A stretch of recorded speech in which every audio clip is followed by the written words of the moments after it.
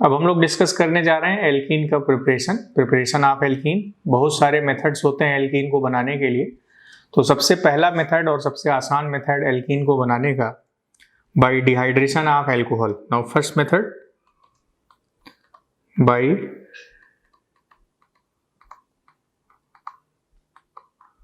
Dehydration of alcohol. Alcohol के dehydration से, इसको हम लोग डिटेल में एल्कोहल चैप्टर में भी डिस्कस करेंगे, अभी मैं थोड़ा सा बता रहा हूँ। कोई एल्कोहल ऐसे है कि this is CH3 CHOH CH2 CH3, इस पर कंसंट्रेट H2SO4 का रिएक्शन करा दें या H3PO4 का रिएक्शन करा दें या KHSO4 का रिएक्शन हाई टेम्परेचर पर करा दें, तो ये एल्कीन में कन्वर्ट हो जाता है इस तरीके से। हाई टेम्परेचर का मतलब temperature greater than 140 degree Celsius, तो ये एल्कीन में कन्वर्ट हो गया। दो एल्कीन मिल गए ऐसे। ये जहां OH है अल्फा कार्बन, बगल का बीटा कार्बन, ये बीटा कार्बन, तो बीटा कार्बन से H निकाल देंगे और अल्फा कार्बन से OH। ना उस रिएक्शन की जो मैकेनिज्म है बहुत ही ईजी है।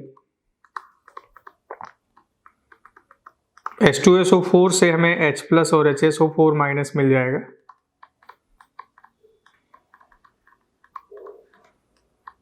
H+ एल्कोहल से जाके रिएक्ट कर लेगा, दिस इज OH में O पर दो लोन पे, H+ जो H2SO4 से मिला, O ने अपना लोन पेयर H+ को दे दिया, ये ऐसे बन गया, दिस इज OH2+। ऐसे O इलेक्ट्रोनेगेटिव है, प्लस रखना नहीं चाहेगा, तो इस बॉन्ड के सारे इलेक्ट्रॉन इधर आ गए, वाटर निकल गया। अब इस कार्बन पे प्लस चार्ज आ गया ऐसे। अब प्लस के बगल वाले कार्बन पर हाइड्रोजन मौजूद है, ये दोनों पर। अब इस पर HSO4- अटैक कर देगा। HSO4- को मैं ऐसे लिख सकता हूं,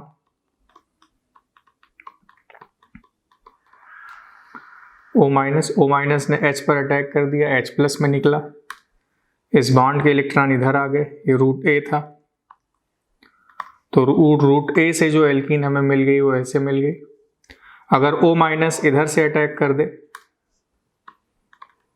ये रूट B है, H+ निकला, इस बॉन्ड के इलेक्ट्रॉन इधर आ गए, तो रूट B से जो प्रोडक्ट मिला हमें ऐसे मिल जाएगा। दो एल्कीन मिल गए। अब दोनों में जो मोर सब्स्टिट्यूटेड एल्कीन होगा वो मोर स्टेबलाइज होगा। Now this is major and this is minor.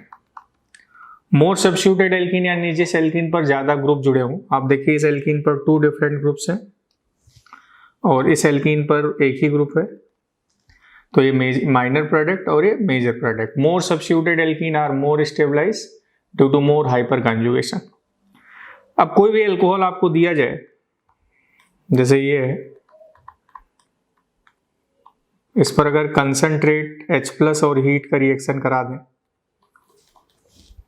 तो कंसंट्रेट और H+ के हीट के रिएक्शन कराने से ये अल्फा कार्बन, ये बीटा कार्बन और ये बीटा कार्बन, आप बीटा से H निकाल देंगे, अल्फा से OH निकाल देंगे। नो, ये एक एल्कीन बन गया और दूसरा एल्कीन ऐसे बन जाएगा। पहला वाला मेजर होगा, this is major and this is minor. अब ऐसे आपको एक रिएक्शन ये दिया जाए,